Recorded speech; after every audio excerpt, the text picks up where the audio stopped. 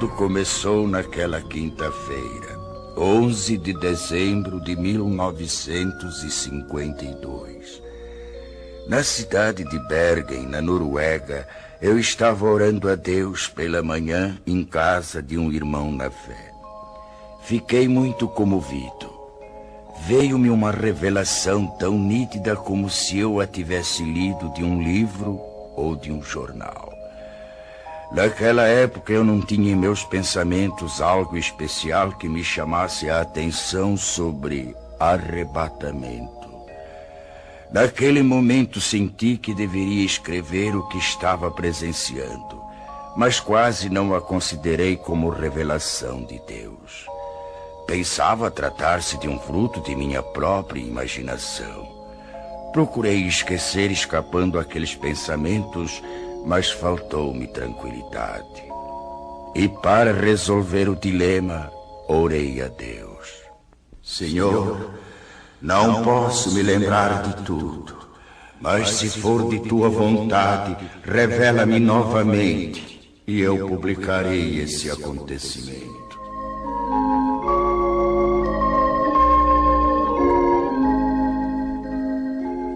Passaram-se 2 semanas. Numa noite, por volta das 22 horas, voltei a ver claramente pela segunda vez a revelação. Não tive mais dúvidas. Apanhei lápis e papel. Comecei a anotar os acontecimentos segundo iam se desenrolando diante de mim. Assim escrevi até 1h da madrugada. Estava já cansado e não suportando mais por causa dos meus 79 anos de idade. Orei a Deus pedindo que me deixasse descansar e que, se fosse de sua vontade que eu escrevesse tudo aquilo, que me permitisse ter a continuação da revelação no dia seguinte. E fui me deitar logo adormecendo.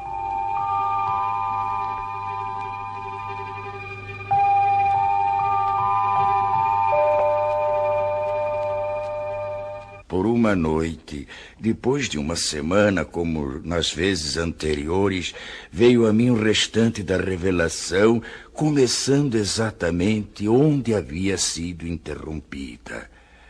Esta é a descrição de como veio a mim a revelação de Deus. Espero possa ela despertar mais almas para se dirigirem a Deus, antes de soar a última trombeta.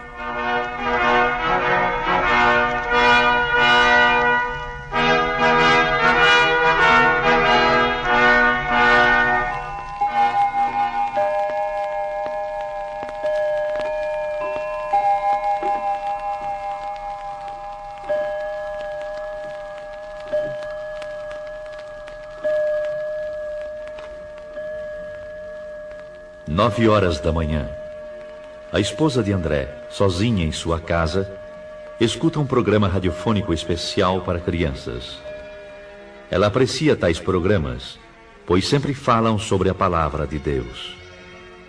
Ela fica contente em saber que muitas crianças podem ouvir a palavra do Senhor, e conforme pensava ela, isso era mesmo muito bom, desde que fosse tomado cuidado de não fanatizar as crianças. 5 minutos depois, o programa é cortado bruscamente para uma notícia de última hora.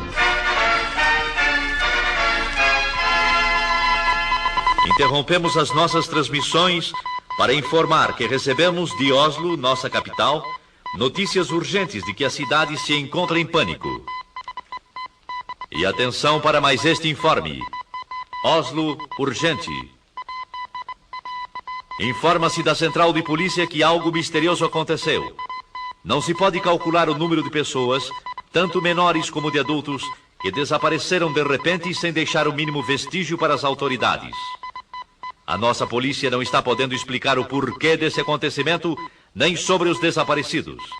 Trata-se de um número incalculável e solicita que em cada família, onde se note a falta de alguém, seja feita notificação urgente ao posto policial mais próximo, dando minúcias e circunstâncias ligadas ao desaparecimento para se facilitar o trabalho das autoridades, a fim de que possam desvendar este mistério. Mais este informe ainda. Oslo, urgentíssimo. À medida que passam os minutos, surgem novas notícias, cada uma mais extraordinária do que as outras. Da praça central desta cidade, muitos comerciantes, em meio aos seus afazeres, servindo a freguesia, desapareceram.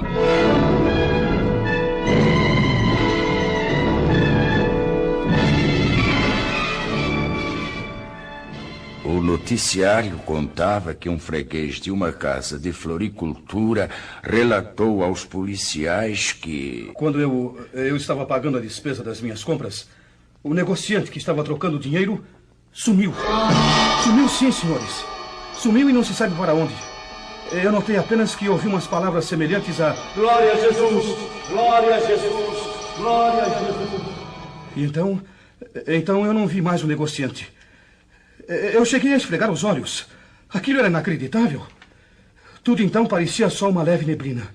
Mas eu não tinha mais nada para ver.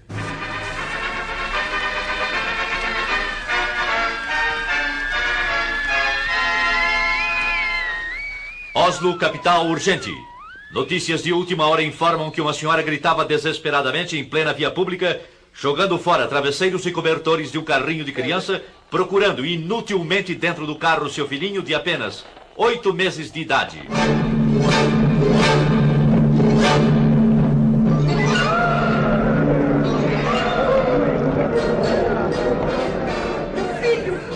Meu filhinho! Onde está ele? Socorro, ajudem-me! Alguém roubou meu filho! Ele estava há pouco deitadinho dentro do carro e já não está mais! Socorro! Meu filhinho desapareceu!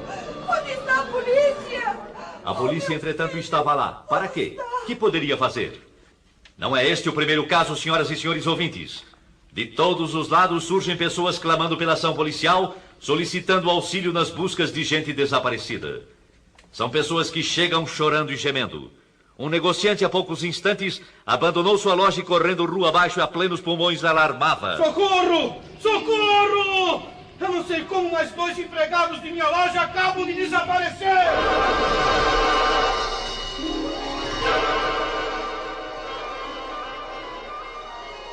São alarmantes, senhoras e senhores ouvintes, as notícias que, além de Oslo, nossa capital, chegam também de Estocolmo, capital da Suécia, e também de Copenhague, na Dinamarca, e de Helsinki, capital da Finlândia.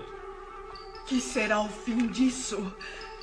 De todas essas partes, os acontecimentos são iguais. Os desaparecimentos das pessoas são iguais. E de todo o interior do país, chegam as mesmas indagações. O que é isso? O que é isso? O que é isso? O que é isso? O que é isso?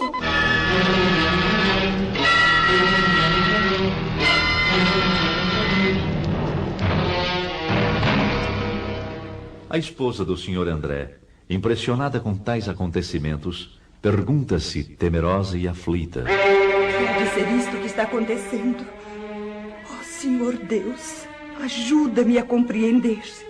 Resoluta, vai à porta da rua de sua casa. Olha preocupada para fora. Tudo na vizinhança sempre foi calmo. Nem bem chegou ali, e então... Ruth! Ruth! O que se passa? Mas aquela é a senhora Hallam, que vem vindo desesperada chamar pela Ruth. A senhora não viu alguma pessoa desconhecida passar por aqui? Não vi. Por quê? Eu estou tão desesperada. O que aconteceu? Alguém roubou Ruth, minha filhinha. A minha querida Rutinha. Mas onde é que ela estava, senhora? Não a encontro mais. E há poucos momentos ela estava sentada na escada enquanto eu cuidava do jardim. Tive que ficar espantada quando, olhando para ela, não a vi mais. Mas como? Apenas então notei como que um vulto rápido subia pela parede. Olhei para os lados, para cima, e não a vi mais. O que é isso? Não sei mais o que fazer. Oh, Deus, me ajude a encontrar a minha filha querida. Ruth! Ruth, minha filha! Onde está minha filha? O que foi feito dela? Eu quero a minha Ruth!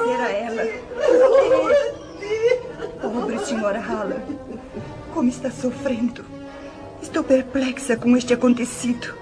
E é igualzinho ao que o rádio está anunciando. Hã? Mas que é aquilo? É o meu marido, sim. É o André, e vem vindo apressado como que de volta para casa. O que aconteceu, André? Você chegando em casa a esta hora, tão cedo. São apenas 9:30 da manhã.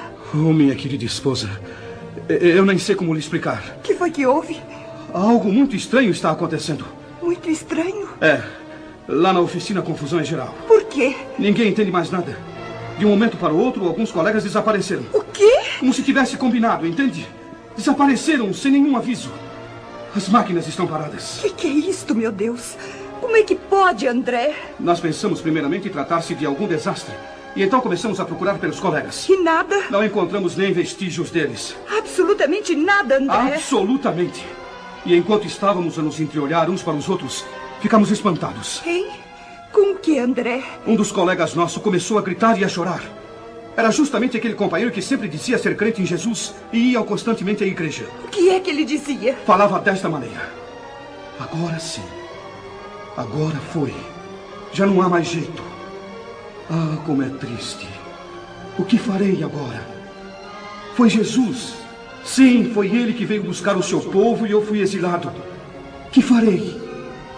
E então caía num pranto desesperado. E você, André? Eu lhe disse para que se calasse. Que não falasse tolices. Mas qual? Ele continuou a gritar e eram horríveis os seus gritos. É inacreditável. Enquanto ele continuava a gritar, tivemos a nossa atenção voltada para os outros que ficaram nas mesmas condições. E exatamente por esse motivo, nós deixamos o serviço e agora estamos aguardando notícias.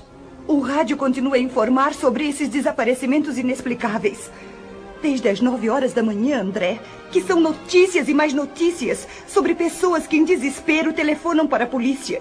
E todas as respostas são desoladoras. As autoridades não podem fazer nada senão aguardar. Sabe, André? O quê?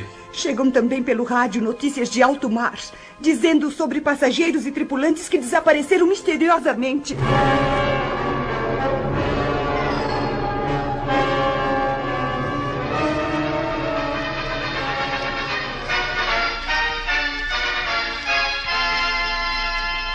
Notícias de última hora. Da maternidade desapareceram todas as crianças recém-nascidas. As mães destas crianças gemem de dor e tristeza e espanto.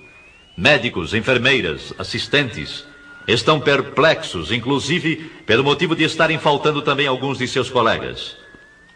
Acertem seus relógios, exatamente 11 horas da manhã. Notícias de Londres anunciam que desde as 9 horas da manhã, os comunicados recebidos de toda a Inglaterra dão conta do inexplicável desaparecimento de pessoas de toda classe social e idade, da mesma maneira, sem explicação alguma. Sabe-se em todo esse mistério que diversos pastores e sacerdotes chamaram os membros de suas igrejas e notaram que os que desapareceram eram justamente os mais piedosos e obedientes a Deus, os mais fiéis nas suas orações, os que dificilmente faltavam aos cultos. Um dos pastores, entre os mais conhecidos de grande igreja, expediu um comunicado convocando todos os seus auxiliares para uma reunião que deverá ser realizada ainda nesta noite. Já são passadas mais de 3h30 desde a primeira notícia deste estranho acontecimento mundial. Dos lugares mais distantes chegam as mesmas notícias. A que mais chamou atenção é a que veio lá da Coreia. Também da Coreia? E qual é? Lá se calcula centenas de milhares de desaparecidos. E entre eles, muitos militares das Forças Unidas.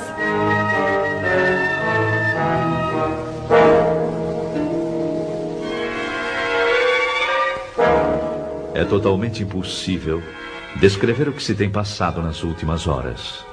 A angústia toma conta de todos. As ruas estão agora com um movimento desusado. Pessoas correndo, chorando, chamando e clamando.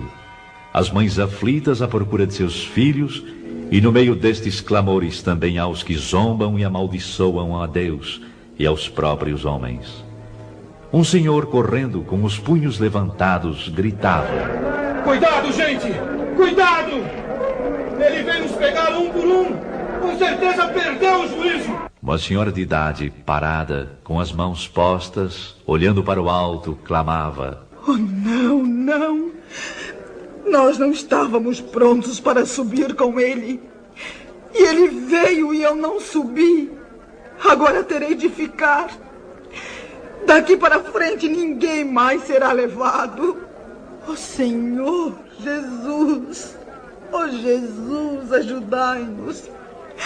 Eu sei, bem sei, não adianta mais. E eu que sempre fui religiosa durante toda a minha vida, mas que nunca pensei que ele viesse assim tão depressa. Oh, eu devia ter cuidado mais de minha vida espiritual. Eu devia ter cuidado mais de minha vida espiritual.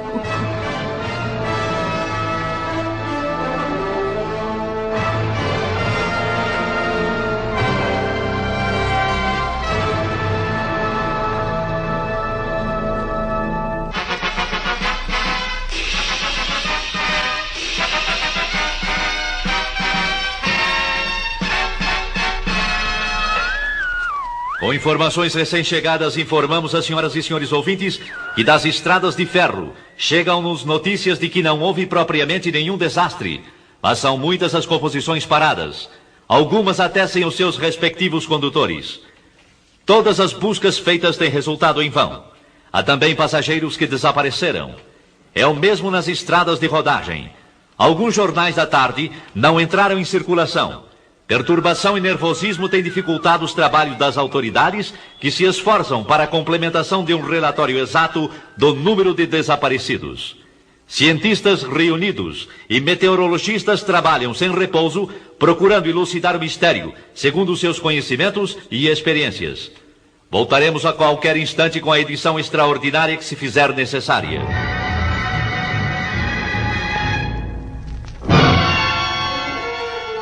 Lá dos Estados Unidos da América do Norte chegam também notícias, primeiramente dos Estados do Leste. E que dizem elas? O fenômeno é o mesmo como aqui na Noruega. Lá aconteceram desastres graves, com perdas de muitas vidas. Os jornais prometem dar informações mais claras sobre tais acontecimentos nas edições de amanhã. Vamos aguardar agora o noticiário radiofônico das 20 horas.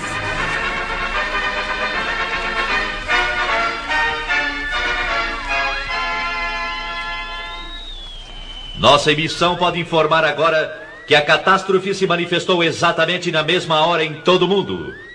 Embora as informações tenham partido das grandes cidades, já se sabe agora que em todos os locais, cidades menores, vilas e aldeias, o acontecimento é idêntico.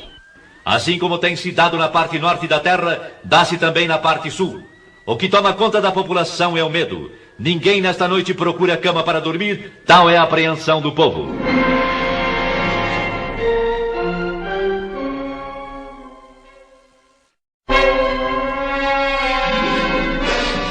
São histéricas as discussões nas ruas por causa de parentes e amigos desaparecidos. Eu sei, eu bem sei.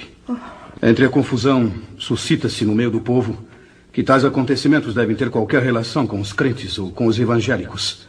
Ou ainda, como costumo dizer, com os religiosos. Se é assim, como é que se explica agora? Cada pessoa que possuía parentes evangélicos, justamente aqueles que eram os mais fanáticos ou mais fervorosos, são os que desapareceram. Um senhor que trabalha numa cervejaria falou: eu creio que tudo isto tem qualquer coisa com os crentes. Pois conheço um senhor de nome Hans Rosen, e ele sempre esteve em meu serviço pregando a palavra de Deus. Volta e meia ele dizia que Jesus viria breve para levá-lo, juntamente com os que acreditam no poder de Deus. E agora acabo de ter notícias que ele também não se encontra mais aqui. E tais palavras foram confirmadas? Foram, exatamente. Um outro homem também falou. É verdade. Nós tínhamos como colega uma pessoa que falava a mesma coisa. E agora o seu nome também está na lista dos desaparecidos. E na tal de reunião onde você estava por acaso, alguém protestou? É claro que sim. Alguém disse em voz alta: é necessário que as autoridades proíbam agora a leitura da Bíblia em reuniões cristãs, para que assim evitemos que novamente aconteça o mesmo. E em resposta a essas palavras? Em resposta a elas, um senhor disse: não há mais perigo. Nunca mais vai acontecer coisa igual. Esses crentes que nós chamávamos fanáticos tinham razão. Eles nos falaram de Cristo e esperavam a volta de Jesus para buscá-los. Ai de nós, meu povo, que não demos atenção para eles. Com eles estaríamos melhor do que sermos obrigados a ficar nesse caos que já começou. E que digo mais, vai ser pior.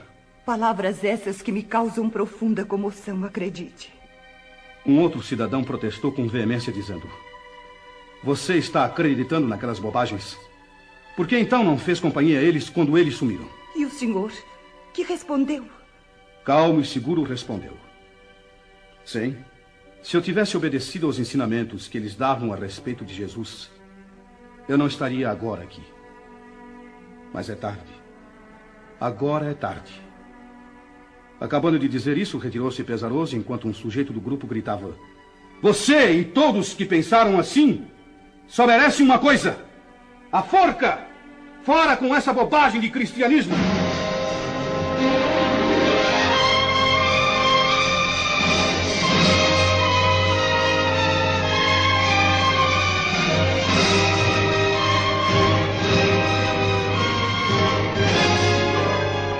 No dia seguinte, nem o rádio podia dar informações para esclarecimento do grande mistério. Apenas continuavam as notícias vindas de longe. Dos campos, missionários falavam tais notícias do desaparecimento em massa. Poucos membros de igrejas foram os que ficaram. Naquela noite marcada para a reunião dos pastores e pregadores, a presença era boa, mas o número dos que faltavam era considerável. O ambiente estava triste, pesado mesmo. Os corações estavam como que congelados. Durante a reunião, mais do que um se manifestou demonstrando desespero extremo.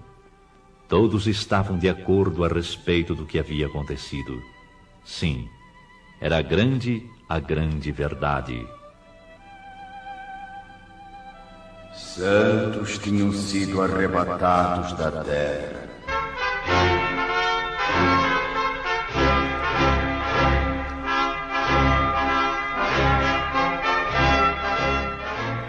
A noiva de Cristo foi levada ao céu.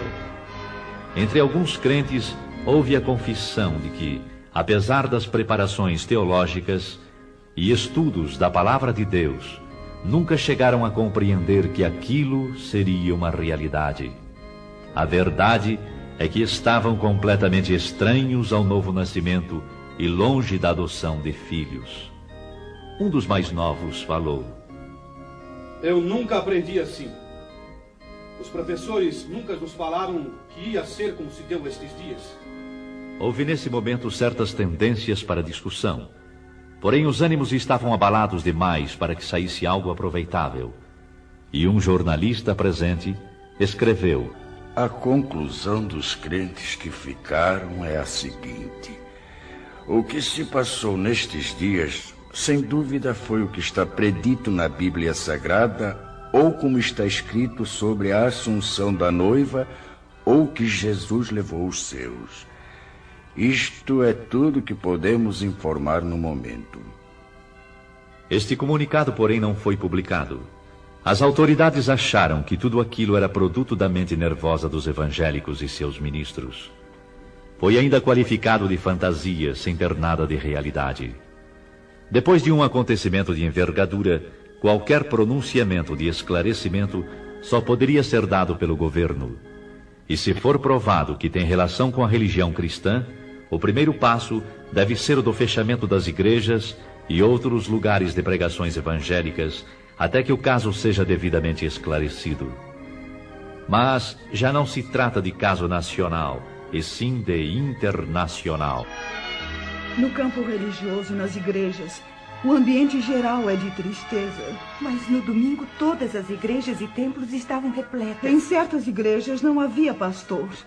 E aqueles que nunca faltavam nos cultos estavam ausentes. Muitas igrejas estão com um número muito reduzido de membros.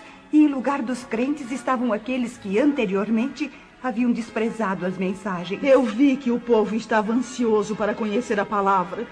Mas a Bíblia era como um livro selado. Um senhor procurou ler, mas disse: eu estou vendo as letras, mas não compreendo nada. E deu o livro a outra pessoa que respondeu da mesma maneira. Bastou isso para que todos os presentes começassem a chorar e a gemer.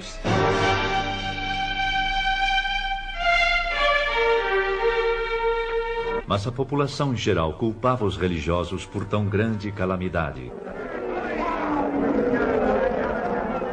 Tudo isso tem acontecido unicamente por causa dos crentes. Sim, é isso mesmo.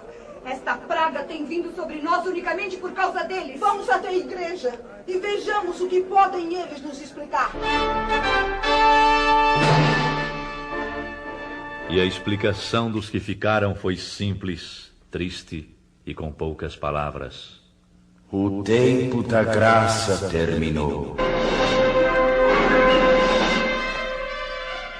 Mais algumas palavras e no culto iniciou-se a confusão, bem como em todas as reuniões realizadas para tais esclarecimentos. Alguns, levantando-se, começavam a culpar o pregador. A culpa é sua!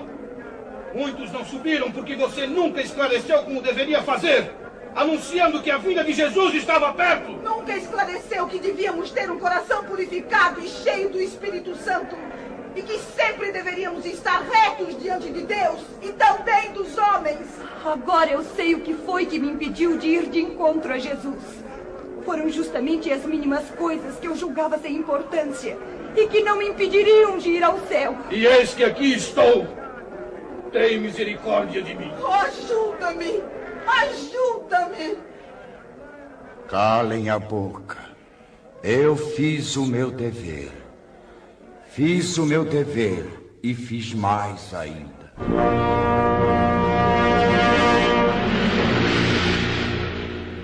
Uns gritavam de raiva e horror, outros choravam e clamavam. Era inútil.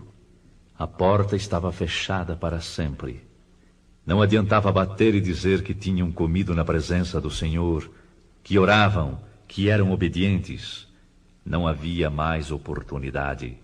É quase impossível descrever os dias que se seguiram. Expectativa terrível, sofrimento sem par manifestou-se em todos. E foram lembrados os convites feitos pelos pastores e o desprezo com que receberam esses convites. Muitos que eram chamados de crentes, agora compreendiam que a fé que professavam consistia apenas em palavras ocas e frases costumeiras. Alguns iam às igrejas apenas para acompanhar amigos. Outros, porque gostavam de cantar no coro, tocar instrumentos e outros interesses, sem possuírem o verdadeiro desejo de ouvir e obedecer a palavra de Deus. Não eram nascidos de novo, nem tinham o selo da promessa, nem adoção de filhos. Não tinham, portanto, direitos sobre a herança. Para certas pessoas, a igreja era simplesmente uma sociedade, um local para passarem as horas vagas. Mas agora estes mesmos clamaram: Senhor, abre-nos a porta.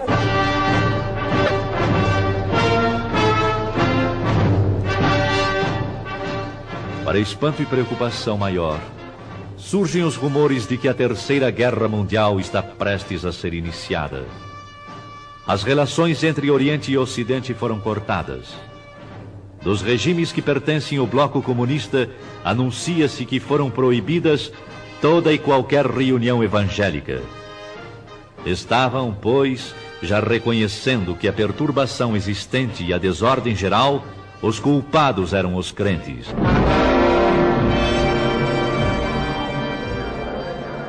Maior confusão, é anunciado que está em vigor a pena capital para todo aquele que pronunciar o nome de Jesus. Então é chegada a hora de varrer sobre a terra a praga chamada cristianismo. Morte certa também para os que guardam em sua casa alguma coisa que faça lembrar de Jesus Cristo e seus ensinamentos.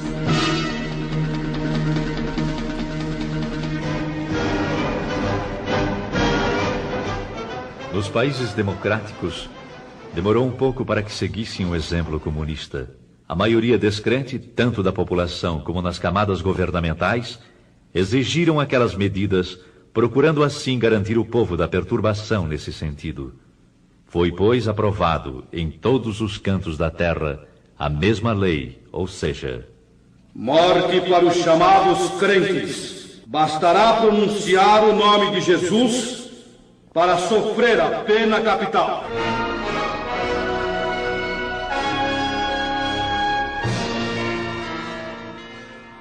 E com estes acontecimentos, Inicia-se a época mais terrível da história humana. Uma grande parte dos crentes que ficaram, continuando a clamar o nome do Senhor Jesus e não obedecendo às autoridades, foram presos e julgados ditatorialmente. Só escapariam se aceitassem as condições impostas pelas autoridades. Se vocês maldizerem o nome de Jesus, negando-o, então salvarão suas vidas e a vida daqueles a quem amam. Para a perplexidade das autoridades, milhares ficaram firmes no propósito de testificarem que eram de Jesus e não o negariam, qualquer que fosse o resultado. Agora, Satanás estava demonstrando que verdadeiramente estava agindo sobre a face da terra.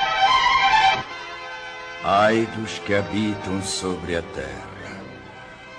Uma parte grande desses novos crentes não resistiram às ameaças e aflições.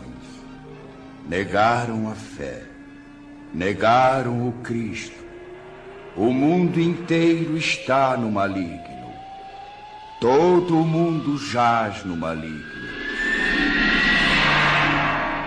As nações chegaram neste momento a ter uma só ideia e a colocá-la em prática. Exterminar com o cristianismo e extingui-lo para sempre. O príncipe deste mundo toma poder completo. E filhos acusando seus pais, entregando-os para morrerem.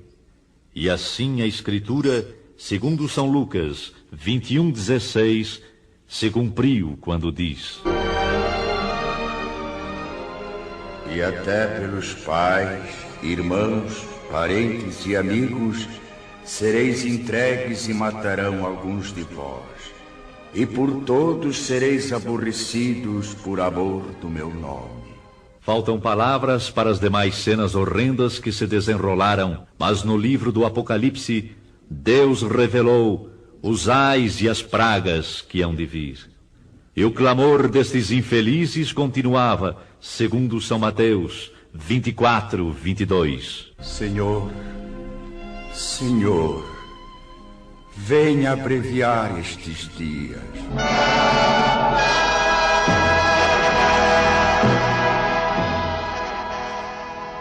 E assim termina a descrição da revelação que a mim veio quando me encontrava no dia 11 de dezembro de 1952 em Bergen, na Noruega. Ao irmão em Cristo, ao amigo, lembro: prepara-te para o encontro com Deus, para que não aconteça de seres deixado quando o Senhor vier buscar a sua igreja. A noiva hoje mesmo procura a face do Todo-Poderoso e pede, com o coração quebrantado e contrito, que a graça e a luz te sejam concedidas pelo Espírito Santo. Amigo, enquanto estamos no dia chamado hoje, a oportunidade de aceitares as grandes verdades e obedecê-las. Ainda hoje, irmão, podes ser selado junto com os que pertencem ao Senhor Jesus Cristo. Ele virá. Aguarda. Ele virá num abrir e fechar de olhos, arrebatar a sua igreja. Cuidado. Esta é a grande verdade. A última trombeta soará.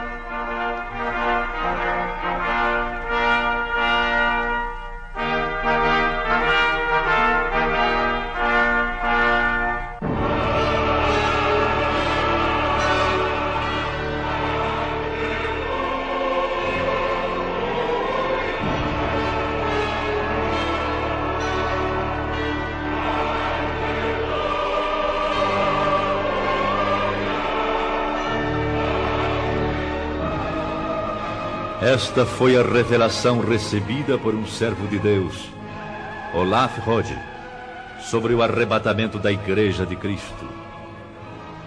Seu tradutor é o virtuoso missionário Erik Alder Peterson, que lembra a todos esta seguinte advertência autêntica: A vinda de Jesus está próxima.